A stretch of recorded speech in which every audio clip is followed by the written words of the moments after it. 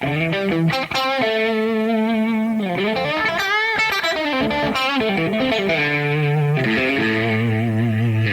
you see, the point is that when you hold a pick firmly between your first finger and your thumb, and you hold it closer to the tip of the pick, it actually makes it easier to get closer to that string when you're playing.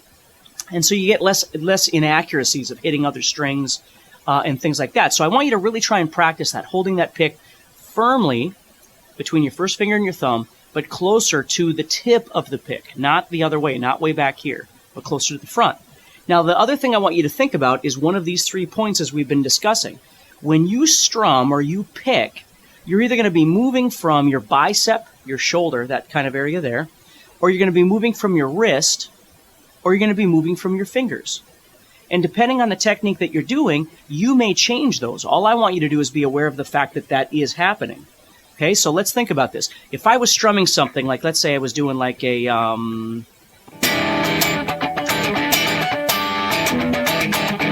it's coming more from my bicep. It's coming more from up here. If I was doing something a little bit more like this, it's coming more from my fingers. And if I do something more like this, it's coming more from my wrist. And so as I play, just by nature, I'm switching where my emphasis points are. So let's think about this a little bit. Let's go back to the pentatonic scale that we've been talking about. So I'm going to play through this pentatonic scale that we've been learning, and I'm going to think about whether or not I'm coming from my elbow, my wrist, or my fingers.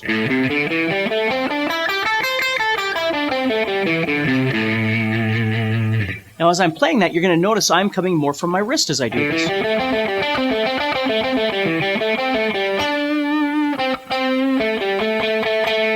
Okay?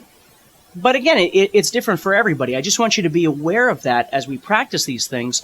So if you start getting really tired, you can kind of reassess how you're doing this and see if maybe you could loosen up. One of the big things I try and teach to all my students is that when you're trying to do things that are a little more fast, one of the things you learn how to do is you learn how to relax, where most people, they tense up. So if you think about like running, I've always been an avid runner my whole life. If you go out and you start trying to run and you're just like pounding the pavement, pushing really hard, you're going to get tired. Part of the goal with running is learning how to relax. All your muscles are relaxed and you're just moving. So, there's a difference. If a dog's chasing you, of course, all your muscles are tense because you're freaking out.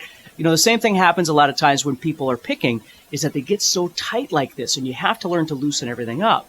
Okay, so let's move on from that idea now of thinking about those 3 points, holding the pick appropriately, to how to effectively play through this scale, keeping everything quiet. Okay, now one example that I want to show you is, let's just take that same A minor pentatonic scale again. But what I want you to do is I want you to take your index finger and go to the 5th fret of the 5th string. Okay? Now what we're going to do is we're going to control all these strings by keeping everything quiet. And what we're going to do here is whenever I'm playing a note, again, when I'm playing a scale, the thing you always have to remember is that all the strings that are not being played are always deadened. You're never leaving them open, because if you're up on stage and you're really loud, the strings will start feeding back. They'll start vibrating and feeding back on you. So a really great thing to get used to being able to do is to deaden out all of those strings. Okay? So what I'm going to do here is with this index finger, I'm going to press on the 5th string of the 5th fret here. Okay? And I'm going to deaden out all the strings underneath me by lightly touching them with my index finger. But I'm also going to use the tip of my index finger to lightly touch the 6th string to deaden that out as well. So now, what should happen is when I strum, I'm going to strum all 6 strings, but you're only going to hear one string. Okay? So this is a great technique to get used to. Now, again, you'll see I'm moving from the elbow to get this big kind of motion happening. So this is kind of a Stevie Ray Vaughan-ish, Buddy Guy-ish kind of thing when we play.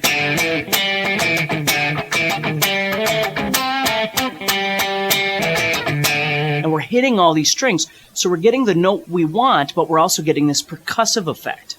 Okay, so what's happening there is I'm protecting myself by pressing on the string that I want, but deadening out everything else around it. Okay, so now let me do that. I'm going to walk through that pentatonic, and I'm going to show you how to do that effectively.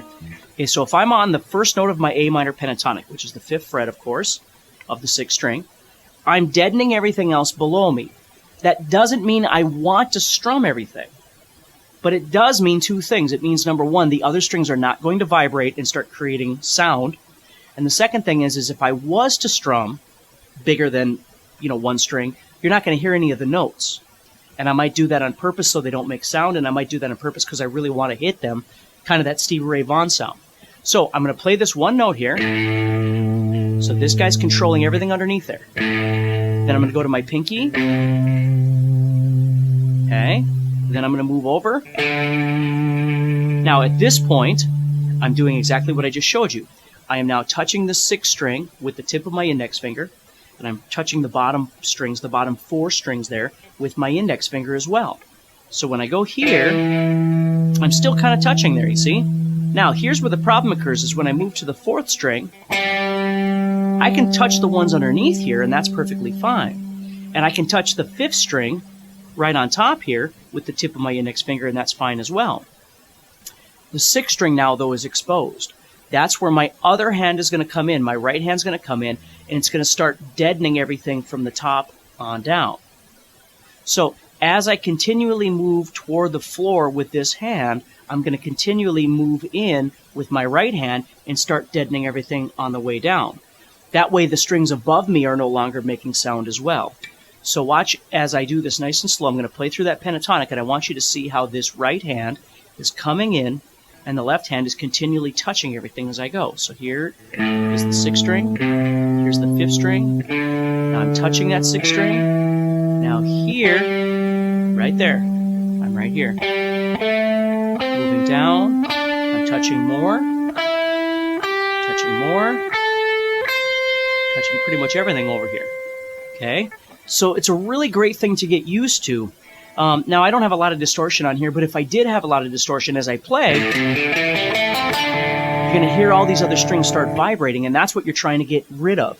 So as you're playing licks, or various exercises that we've been talking about here, you see, all you're hearing is the strings that you're supposed to be hearing. If I go to a bend, I'm touching all the strings above with this hand and all the strings below with this hand. So they're not making sounds, okay? So it's an effective technique. It's deadening, okay? So the 2 points that we're really trying to focus on here as we're playing through this scale is, where are we picking, right? Are we picking from the elbow and the bicep? Are we picking from the wrist? Or are we picking from the fingers? When you're strumming, when you're picking, if you're picking slow, if you're picking fast, it's going to change, and I just want you to be aware of that. Okay? Think about how you're holding on to the pick. Okay? And now you're also thinking about how you're going to deaden out those strings. Okay? As you move through and you're playing various licks or, just passages through the scale.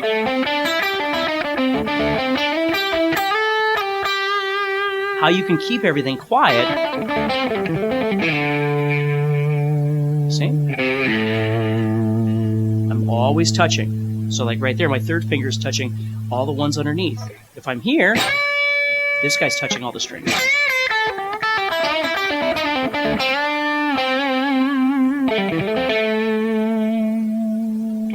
See? So you're always in control. And then remember also, we've talked earlier in this course about the fact of grabbing on. Is it comfortable for you to grab onto the body of the guitar as you're doing this? With your pinky? With your 3rd finger? With both? Is it more comfortable for you to brace from this position of your arm and hold on from there for stability? And these are all things that you have to work through, okay? But they're great to think about to try and figure out how to just make this whole environment more comfortable for you. So as you're moving through these scales, everything just seems to flow easier, okay?